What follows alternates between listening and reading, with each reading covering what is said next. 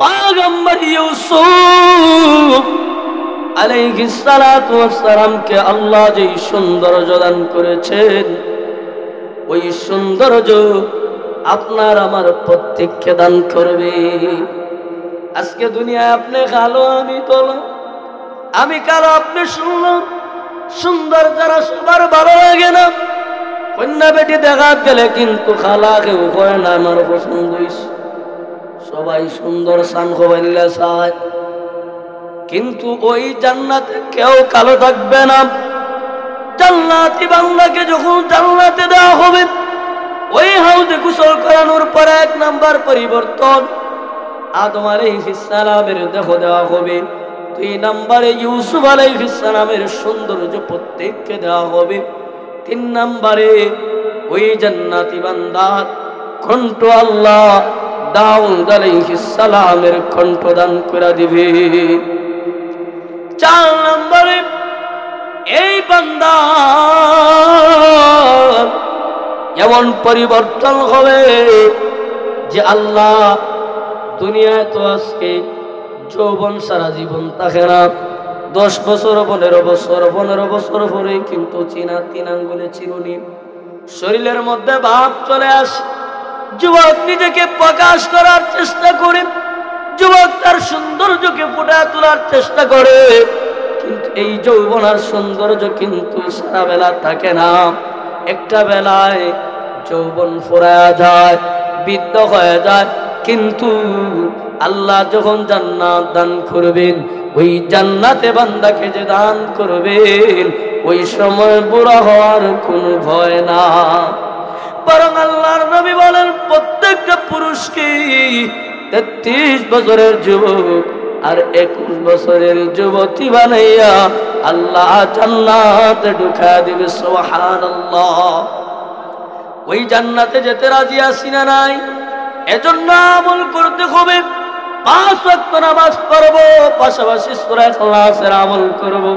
যদি 10 বার তেলাওয়াত করি, আল্লাহ আমার জন্য একটা বালাখানা তৈরি করবেন।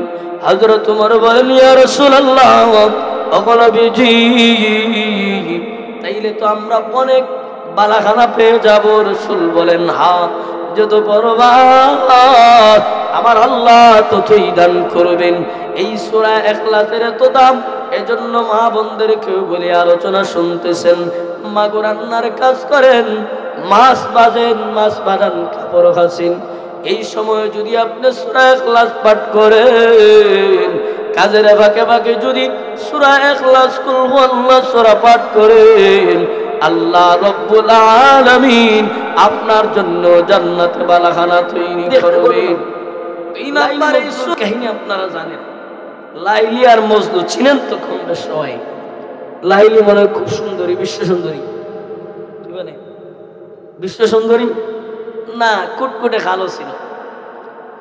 এই লাইলির প্রেমে মজনু এমন পাগল পারা ছিল যে মজনু লাইলির কুত্তার ট্যাঙ্গে একদিন চুমা দিছে। একজন বলে, কিরে পাগল, এই কুত্তার ট্যাঙ্গে চুমা দিচ্ছে না? এই কুত্তাটা আমার লাইলির বাড়ির আশেপাশে ঘোরাঘুরি করছে। আমার বললাম, কাল থেকে কাজ করবা, আমার পক্ষ থেকে যে মজনু আমার চিন্তা করে, আমার চিন্তায় পেরেশান, আমাকে পাওয়ার জন্য না খায়া নিজের শরীরটা ভেঙে গেছে, শুকায় কঙ্কালের মতো হয়ে গেছে, ওই মজনুর না খায়া অবস্থা বড় যায় যায় অবস্থায় হয়ে গেছে। অতএব আগামীকাল সকাল থেকে তুমি আমার পক্ষ থেকে 1 পেয়ালা দুধ, 1 গ্লাস দুধ প্রতিদিন জঙ্গলে নিয়া মজনুকে দিবা, যাতে সে পান করতে পারে। এই কথা বলার পরে এই কথাটা লাইলি যখন রাত্রে কথা বলতেছে, পরামর্শ করতেছে, পাশের দেয়ালের পাশ থেকে শুনছে আরেক বাটপারে। কে শুনছে? বাটপারে। ওই বাটপারে এখন কি করছে? সে তো শুনছে যে আগামীকাল সকালে লায়লার পক্ষ থেকে দুধ নিয়ে যাওয়া হবে মজনুকে পান করানোর জন্য। এবার সে ওই জঙ্গলের মধ্যখানে যাওয়ার আগে একটা জায়গায় পথিমধ্যেই সে তার কাপড় সুপারে একরকম বেশ ধইরা ওইখানে বসে রইছে, কইরা রইছে, আর শুধু লায়লা লায়লা জপতেছে, লায়লা লায়লা বলে কাঁদতেছে। এবার লায়লার ওই গোলাম দুধ নিয়ে গেছে, দুধ নিয়ে গেছে, দুধ পান করায় আসে। এইভাবে কয়েকদিন বা এক মাস লম্বা একটা সময় চলে গেছে। হঠাৎ লায়লার চিন্তা দেখছে, কি ব্যাপার, শুনলাম মজনু জঙ্গলের মধ্যখানে থাকে, কিন্তু আমি যারে দিয়া দুধ পাঠাই সে তো বড় তাড়াতাড়ি, বড় অল্প সময়ের ভিতরে দুধ পান করায় আসে, ব্যাপারটা কি বুঝলাম না। সে কি আসলেই আমার পাগল যে মজনু তাকে দুধ পান করায় নাকি অন্য কাউকে পান করায়? যাকে এটা পরীক্ষা করার দরকার।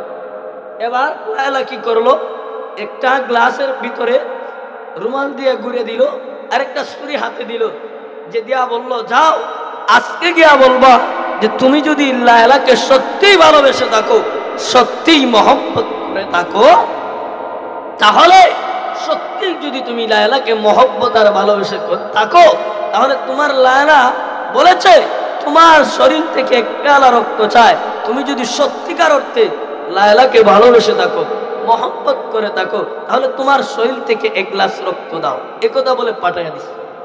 এবার এই বিচারা কিন্তু হায় লায়লা করতেছে কি আশায়, বলেন না, দুধের আশায়। সে তো বাটপার, সে মনে করেছিল আজও তার জন্য লাইলির পক্ষ থেকে দুধ আসছে, তো বলতেছে, সে জিকির করতেছে হায় লায়লা হায় লায়লা। এবার ওই ব্যক্তি গেছে, যাওয়ার পরে বলে, দাও আমার লায়লার দেওয়া দুধ পান করব। এবার বলে, শোনো, গতকাল যে দুধ পান করেছিলা, আজকে দুধ পান করবা না, বরং লায়লা আজকে তোমার কাছে একটা জিনিস চাইছে, খালি গ্লাস দিছে, আর বলছে সত্যিকার অর্থে যদি তুমি লায়লাকে মহব্বত করে থাকো, ভালোবেসে থাকো, সত্যি যদি তুমি লায়লার আশিক হয়ে থাকো, তাহলে তোমার লায়লা বলেছে তোমার শরীর থেকে এক গ্লাস রক্ত দেওয়ার জন্য তুমি দিতে প্রস্তুত। এখন বলেন হে কি দিবে? তখন বাট পারবে না, রে শোন, আমি লাইলির প্রেমিক নয় রে, আমি 2 নম্বর।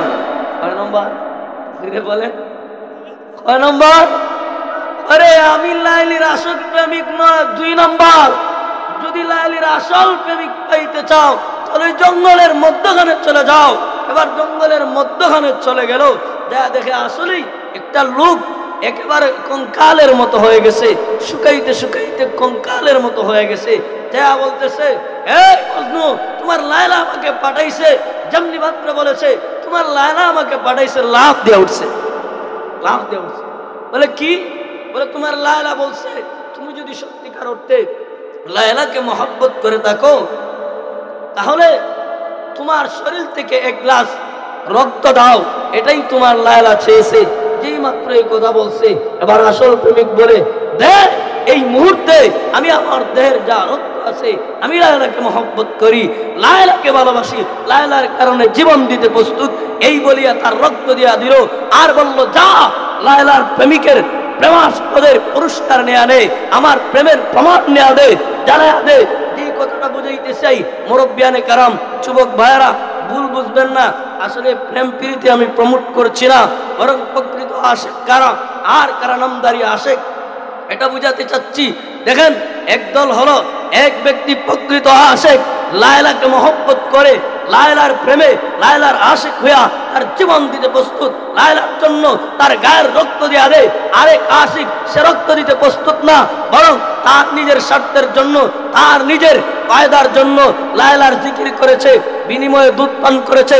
ঠিক তেমনি ভাবে আজকে আমাদের সমাজের মধ্যে একদল লোক আছে, আশিকের রাসূল দাবি করে, নবীর আশিক দাবি করে, কিন্তু প্রকৃত অর্থে এরা রাসূলকে যখন ব্যঙ্গ করে, ইসলামকে নিয়ে যখন কটূক্তি করে, এদেরকে পাওয়া যায় না, বরং এদেরকে পাওয়া যায় যখন রবিউল আউয়াল মাস আসে।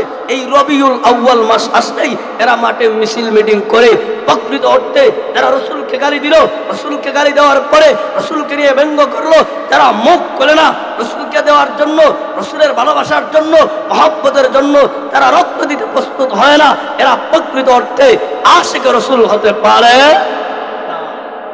যে কথা বলছিলাম যে আল্লাহর সমকক্ষ কেউ নাই, একদল মানুষ রাসূলকে মহব্বত করতে করতে একেবারে আল্লাহর ঊর্ধ্বে তুলে আনে, আর একেবারে সম্মান আল্লাহর চাইতে বাড়ায় আনে।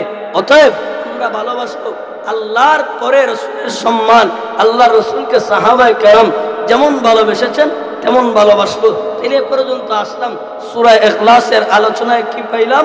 আমাদের আল্লাহ এক ও অদ্বিতীয়, আল্লাহ হলেন সমাদ, দুনিয়ার সব কিছুর চাইতে আমার আপনার আল্লাহ হলেন অপেক্ষী।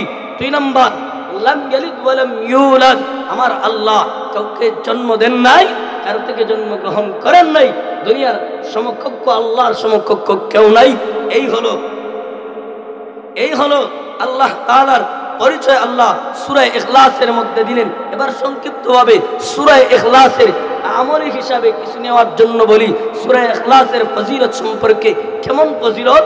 আল্লাহ রাসূল সাল্লাল্লাহু আলাইহি ওয়াসাল্লাম বলেন, সেই সত্তার শপথ যার হাতে আমার জীবন ও মরণ, সেই আল্লাহর কসম, কেউ যদি সূরা ইখলাস একবার পাঠ করে তা কোরআনের 1/3, অর্থাৎ কেউ যদি সূরা ইখলাস একবার পাঠ করে আল্লাহ রাব্বুল আলামিন তার আমল নামায় 10 পারার তেলাওয়াতের সওয়াব দান করবেন। সুবহানাল্লাহ।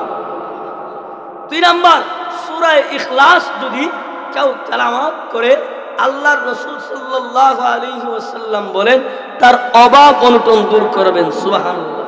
অভাব অনটনের দূর করার দরকার আছে না নাই? আছে। হযরত নবীর সাহাবী সাদ রাদিয়াল্লাহু আনহু আল্লাহ রাসূলের কাছে আসলেন, ইয়া রাসূলুল্লাহ, অভাব অনটন দূর হয় না। আল্লাহর নবী বলেন, তুমি ঘরে যাইবা, ঘরের অধিবাসীদের, ঘরের মানুষদেরকে সালাম দিবা। আচ্ছা, ঘরে গেলে প্রথম কাজ কি, সুন্নত কি? সালাম। জোরে বলেন না ভাই, সালাম দেয়া। আপনারা কি সালাম দেন? দিবেন তো ইনশাআল্লাহ। দেখেন আবার মুরব্বী চাচারা দিলে নিশা শেষ হয়, কারণ সারা জীবন দেন না। এখন যদি রাত 12টা পরে গিয়া সালাম দেন, দরজা খোলার পরে তখন শিখ দিবেন, ওই আল্লাহ গো তোমার মুরব্বী চাচারে ভূতে ধরছে কেন? ওই এতদিন দেখলাম না একটা দিন সালাম দিতে, আইতে কি দিন সালাম দিন, মনে হয় ভূতে ধরছে।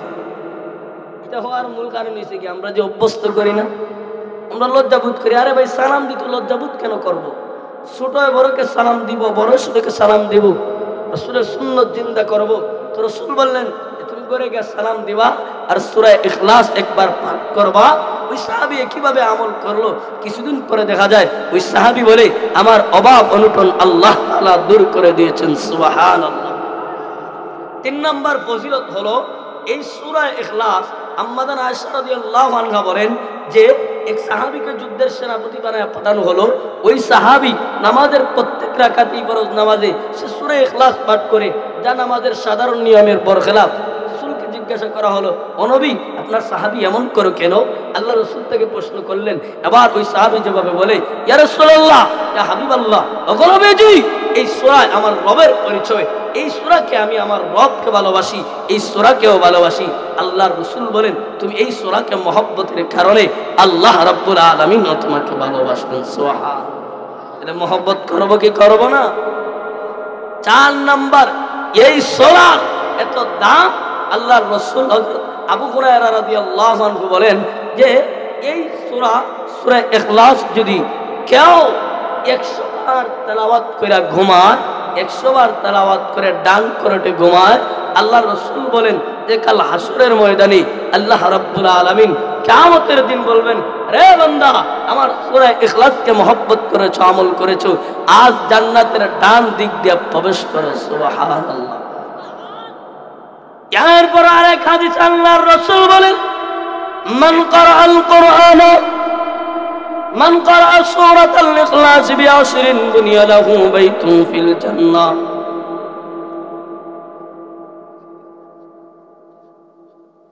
আল্লাহর রাসূল বলেন, মান ক্বারাআ সূরাতাল ইখলাস বিআশরিন বুনিয়া লাহু বাইতুন ফিল জান্নাহ। রে আমার উম্মতেরা শুনো, যদি তোমাদের মধ্য থেকে কেউ সূরাতুল ইখলাস, সূরা ইখলাস 10 বার পাঠ করি, কোন সময়টা উল্লেখ করেন নাই, অর্থাৎ 24 ঘন্টার ভিতরে যে কোনো সময় বান্দা যদি ফরজ নামাজের পরে নফল হিসাবে সূরাতুল ইখলাস কুল হুয়াল্লাহু সূরা 10 বার তেলাওয়াত করে, আল্লাহর নবী বলেন ওই বান্দার জন্য আল্লাহ জান্নাতে একটা বালাখানা তৈরি করবে। সুবহানাল্লাহ। ওই বালাখানা যে তৈরি করবে, দেখবেন দুনিয়া বালাখানা ঘর বানাইতে ইটের প্রয়োজন, মাটির তৈরি ইট। জান্নাতে যে ঘর বানাইবেন, বালাখানা বানাইবেন, ওই বালাখানাটা কি মাটির ইট দিয়া না না, আল্লাহর নবী বলেন ওই যে জান্নাতে বালাখানা বানাইবেন, এক একটা ইট হবে স্বর্ণের, এক একটা ইট হবে রূপার, আর দুইটা ইট দেখবেন জোড়া দেওয়ার জন্য সিমেন্টের প্রয়োজন হয়। ওই জান্নাতি বান্দার জন্য আল্লাহ নবী বলেন যে বালাখানা বানাইবেন, দুইটা ইট আল্লাহ রাব্বুল আলামিন ইটের মধ্যখানে জাফরান দিয়া সোনার মুদ্রা দিয়া আল্লাহ রাব্বুল আলামিন জান্নাতি বান্দার জন্য জান্নাতে বালাখানা তৈরি করবেন। সুবহানাল্লাহ। অতএব সূরা ইখলাস 10 বার পড়বেন তো ইনশাআল্লাহ। যদি 10 বার নফল ইবাদত হিসাবে ফরজের পরে করেন, আল্লাহ রাব্বুল আলামিন জান্নাতে বালাখানা তৈরি করবেন। যে জান্নাত আল্লাহর রাসূল বলেন ওই জান্নাতের তো নাজ নেয়ামত, জান্নাতে এমন কোন পরিদা হবে যেই জান্নাতের গুণরা যদি একবার জমিনের দুকে উকি মারত, এদের আঙ্গুলের যদি একটু জ্যোতি আলো জমিনের মধ্যে সারা হইত, আল্লাহর নবী বলেন এদের চুলের আলোয়, এদের চেহারার ফোকাসে চন্দ্রের সূর্যের আলোকে অন্ধকার বানায় ফেলত। সুবহানাল্লাহ। ওই জান্নাত দেওয়া হবে, জান্নাতের সামনে একটা হাউস থাকবে, একটা হাউজের মধ্যে গোসল করানো হবে, আর একটা হাউজের পানি পান করানো হবে, একটা হাউজের গোসল পানিতে গোসল করানো হবে। গোসলের পরে ওই বান্দা জান্নাতি বান্দার শরীরে কয়েকটা পরিবর্তন আসবে। এক নাম্বার যে পরিবর্তন আসবে, আল্লাহর নবী বলেন ওই যে দুনিয়া 26 ইঞ্চি 22 ইঞ্চি যে একদিনেরও জন্ম নিয়ে পৃথিবী থেকে বিদায় হয়েছে, ওই বান্দাটাকে আল্লাহ রাব্বুল আলামিন জান্নাতে আদম আলাইহিস সালামের দেহ দিয়া পাঠাইবেন। সুবহানাল্লাহ। 2 নম্বরে ওই জান্নাতের হাউজে গোসল দেওয়ার পরে বান্দার মধ্যে যে পরিবর্তন আসবে, পয়গম্বর ইউসুফ আলাইহিস সালাতু ওয়াস সালামকে আল্লাহ যে সৌন্দর্য দান করেছেন, ওই সৌন্দর্য আপনার আমার প্রত্যেককে দান করবে। আজকে দুনিয়ায় আপনি কালো আমি তোলা, আমি কালো আপনি সুন্দর, সুন্দর যারা সবার ভালো লাগে না, কন্যা বেটি দেখা গেলে কিন্তু খালা কেউ কয় না আমার পছন্দ হইছে, সবাই সুন্দর সান খোবাইল্লা চায়, কিন্তু ওই জান্নাতে কেউ কালো থাকবে না। জান্নাতি বান্দাকে যখন জান্নাতে দেওয়া হবে, ওই হাউজে গোসল করানোর পরে 1 নাম্বার পরিবর্তন আদম আলাইহিস সালামের দেহ দেওয়া হবে। 2 নম্বরে ইউসুফ আলাইহিস সালামের সৌন্দর্য প্রত্যেককে দেওয়া হবে। 3 নম্বরে ওই জান্নাতি বান্দার কণ্ঠ আল্লাহ দাউদ আলাইহিস সালামের কণ্ঠ দান করে দিবে। 4 নম্বরে এই বান্দা এমন পরিবর্তন হবে যে আল্লাহ দুনিয়ায় তো আজকে যৌবন সারা জীবন থাকে না, 10 বছর 15 বছর 15 বছর পরে কিন্তু চিনা 3 আঙ্গুলে চিরুনি, শরীরের মধ্যে ভাব চলে আসে। যুবক নিজেকে প্রকাশ করার চেষ্টা করে, যুবক তার সৌন্দর্যকে ফুটিয়ে তোলার চেষ্টা করে, কিন্তু এই যৌবনার সৌন্দর্য কিন্তু সারা বেলা থাকে না। একটা বেলায় যৌবন ফুরায়া যায়, বৃদ্ধ হয়ে যায়, কিন্তু আল্লাহ যখন জান্নাত দান করবেন, ওই জান্নাতে বান্দাকে যে দান করবেন, ওই সময় বুড়া হওয়ার কোনো ভয় না। বরং আল্লাহর নবী বলেন প্রত্যেকটা পুরুষকে 33 বছরের যুবক আর 21 বছরের যুবতী বানাইয়া আল্লাহ জান্নাতে ঢুকা দিবে। সুবহানাল্লাহ। ওই জান্নাতে যেতে রাজি আছি না নাই? এজন্য আমল করতে হবে। 5 ওয়াক্ত নামাজ পড়ব, পাশাপাশি সূরা ইখলাসের আমল করব। যদি 10 বার তেলাওয়াত করি, আল্লাহ আমার জন্য একটা বালাখানা তৈরি করবেন। হযরত ওমর বলেন, ইয়া রাসূলুল্লাহ, ও নবীজি, তাইলে তো আমরা অনেক বালাখানা পেয়ে যাব। রাসূল বলেন, হ্যাঁ, যত বরবাদ আমার আল্লাহ ততই দান করবেন। এই সূরা ইখলাসের এত দাম, এজন্য মা বোনদেরকেও বলে আলোচনা শুনতেছেন, মাগো রান্নার কাজ করেন, মাছ বাজেন, মাছ বাজান, কাপড় কাচেন, এই সময় যদি আপনি সূরা ইখলাস পাঠ করেন, কাজের ফাঁকে ফাঁকে যদি সূরা ইখলাস কুল হুয়াল্লাহ সূরা পাঠ করেন, আল্লাহ রব্বুল আলামিন আপনার জন্য জান্নাতে বালাখানা তৈরি করবেন। 2 নাম্বার, এই সূরা ইখলাস যত আপনি পাঠ করবেন আল্লাহর মহব্বতের বান্দা হওয়া যাবে। আল্লাহর নবীর সাহাবী একদিন আল্লাহর নবী বসা, জিবরাইল নবীর সামনে হাজির, এমনি রাসূলের সাথে কথা হচ্ছে, হঠাৎ জিবরাইল বলেন, ওগো নবীজি, ওই দেখা যায় আপনার সাহাবী আবু যর আসছে গো, এই তো আপনার সাহাবী দেখা যাচ্ছে আবু যর আসতেছে। আল্লাহর নবী বলেন, ও জিবরাইল, আমার সাহাবী আবু যর কেমনে আপনি চিনলেন? আপনি আবু যরকে কেমনে চিনেন?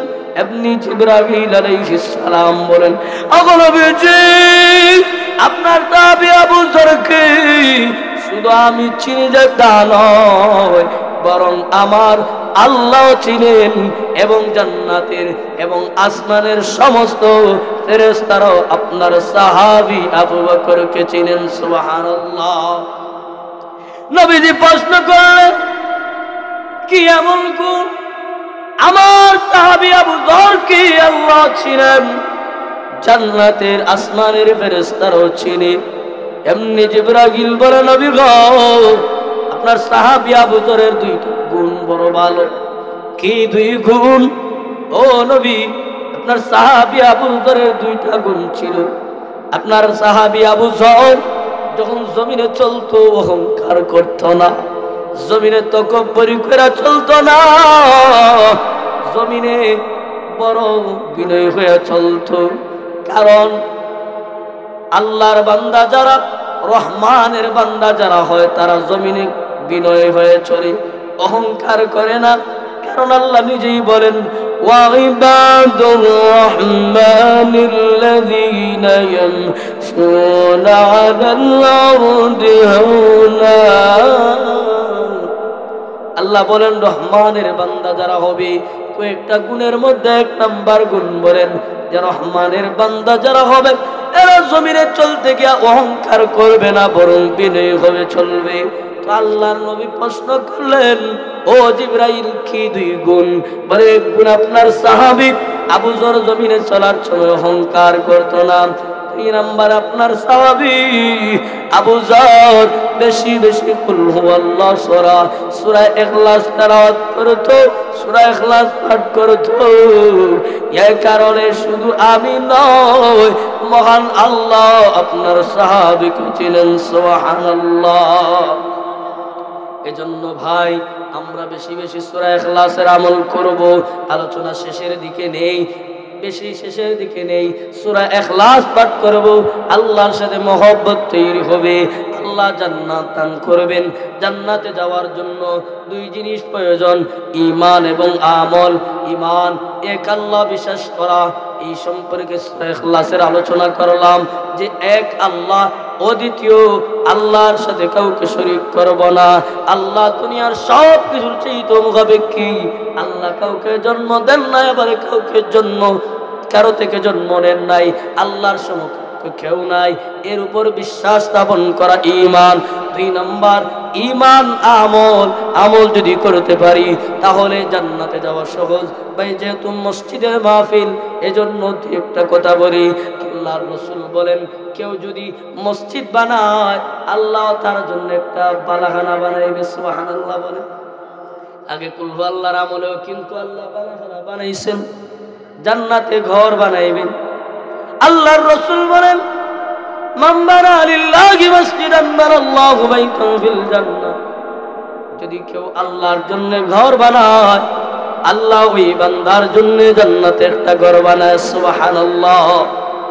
মসজিদ বানানি মুসলমানের কাজ, ইব্রাহিমের সন্তানদের কাজ মসজিদ বানানো। কথা বলেন ঠিক কিনা? মূর্তি বানানো ইহুদির কাজ, মূর্তি বানানো মূর্তি পূজকদের কাজ, বরং মুসলমানের বাচ্চার কাজ। ইব্রাহিমের সন্তানের কাজ মসজিদ বানানো। মসজিদ বানাইলে লাভ কি? রাসূল বলেন আল্লাহ রব্বুল আলামিনের জন্য যদি কেউ ঘর বানায়, মসজিদ বানায়, আল্লাহ ওই বান্দার জন্য জান্নাতে ঘর বানাইবেন। বাদশা হারুনুর রশিদ বাদশা হওয়ার পরও আল্লাহ বিরু খোদা বিরু একজন আল্লাহওয়ালা বলেছিলেন।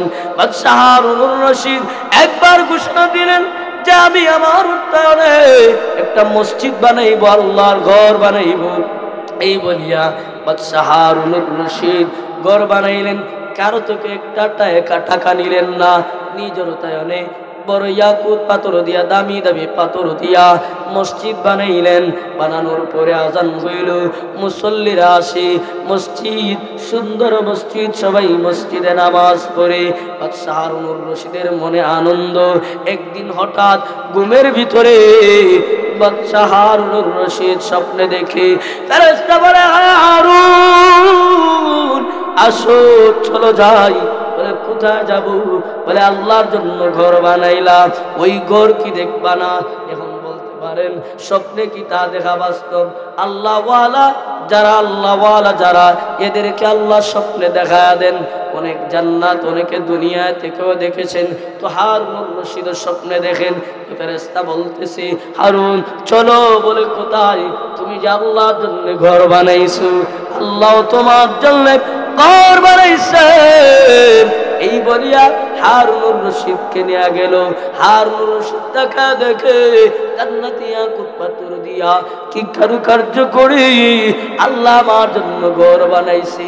সাইনবোর্ড লাগানো আছে এই ঘর।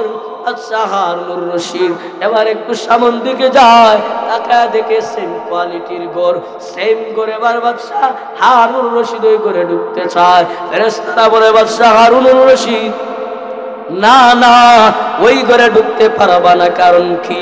বলে ওই ঘরের সাইনবোর্ড দেখো। এবার হারুনুর রশিদ তাকা দেখে ওই ঘরের সাইনবোর্ডে লেখা আছে আহমদ বিন মুসা। ঘুমের স্বপ্ন ভেঙে গেল। এবার চিন্তায় বেবুল বাদশা হারুনুর রশিদ কি ব্যাপার? নিজের তানে মসজিদ বানাইলাম, ঘোষণা করে দিলাম কেউ একটা টাকাও দিবা না, আমার উত্তরণে আমি ঘর বানাইছি মসজিদ। কিন্তু দেখা যায় মুসা আহমদ বিন মুসাকে লোকদেরকে ডাকলেন, বলো কে সাহায্য করেছো? সবাই বলে না না আমরা সাহায্য করি নাই। এবার এক লোক দাঁড়ায় গেল যে মিস্ত্রি এই ঘর বানাইছে, মসজিদের কাজ করেছে। ওই মিস্ত্রি বলে, ওই মিস্ত্রির নাম আহমদ বিন মুসা। টাকা হলো রে আমি না নিষেধ করলাম? বলো বলো তুমি কি এই মসজিদে দান করেছো? তুমি কি আমল করেছো? জান্নাতে আমার মতো সেম ঘর তোমার দেখেছি। বলে ও বাদশা শোনেন, আপনি ঘোষণা দিয়েছেন আল্লাহর ঘর বানাইবেন, কারো টাকা নেবেন না। কিন্তু আমি নিজেতে আপনার কাজ করলাম, ঘর বানাইলাম। আমার বড় আশা আমি আল্লাহর ঘরে সাহায্য করে আমিও স্বর্গের ভাগী হব। কিন্তু আমার যে সম্বল নাই, আমার যে সম্পদ নাই, এজন্য আমার বাবার সম্পদ থেকে ছোট্ট একটা পাথর আইনা আপনার ঘরের মধ্যে দিলাম, যেন কাল হাসরের ময়দানে আল্লাহকে বলতে পারি আল্লাহ আপনার বাদশা হারুনুর রশিদ অর্থ আছে, টাকা আছে, মসজিদ বানাইছে। আল্লাহ গো আমার যদি থাকতো তাইলে আমিও মসজিদে দিতাম, আমিও মসজিদ বানাইতে পারতাম। আমার তো নাই, এ কারণে ছোট্ট একটা পাথর দিয়া শরীক হয়েছে। ও বাদশার বাচ্চা, রাতের গভীর আধারে আমি আমার বাবার সম্পদের ঘরের ফিলার থেকে একটা পাথর আইনা দিছি, এর বাইরে আমার আর কোনো আমল নাই। বাদশা হারুনুর রশিদ বলেন, রে আহমদ বিন মুসা, তোমার এই আমলটা আমার আল্লাহ এমন ভাবে কবুল করে নিয়েছেন, আমি হারুনুর রশিদের জন্য যেই কোয়ালিটির ঘর তুমি মিস্ত্রি আহমদ বিন মুসার জন্য আল্লাহ সেম কোয়ালিটির ঘর রেখে দিয়েছেন। সুবহানাল্লাহ। তাহলে মসজিদ বানানো ইব্রাহিমের সন্তানদের কাজ, মসজিদে সাহায্য সহযোগিতা করো আমাদের কাজ। এজন্য আমরা ইসলামের জন্য আগেই বলছি আলোচনার শুরুতে, সবাই বলছেন জীবন দিতে প্রস্তুত, ইমান ছাড়তে প্রস্তুত না। কথা বলেন, জোরে বলেন, ইমান ছাড়তে কি প্রস্তুত হয়ে যাবেন? না, জীবন দিতে প্রস্তুত, ইমান ছাড়ব না। এই ইমানকে টিকা রাখার জন্য মোকাবেলায় যদি জীবন দিতে হয় জীবনের মোকাবেলায় জীবন দিয়া ইমান বাঁচাইব, প্রয়োজনে অর্থ দিয়া হইল ইমান টেকা রাখবো, ইমানের পক্ষে কাজ করব, প্রয়োজনে রক্ত দিব, ইমানকে দুলিশাত হতে দিব না, ইমান ধ্বংস হতে দিব না। অতএব আল্লাহর ঘর মসজিদে দান সদকা কইরা আমরা শরীক থাকতে চাই কি চাই না? কথা বলেন। ইয়া আল্লাহ, এত ফজিলতুন্য কাজ হইল না? আপনারা কি চান না কাল হাসরের ময়দানে আল্লাহর তৈরি জান্নাতের ঘর পাওয়ার কি আশা নাই? দুনিয়াতে তো আমরা বড় বড় বিল্ডিং এমনি তাকায়, আমার যদি ওইরকম একটা হইতো, এরকম কি স্বপ্ন নাই?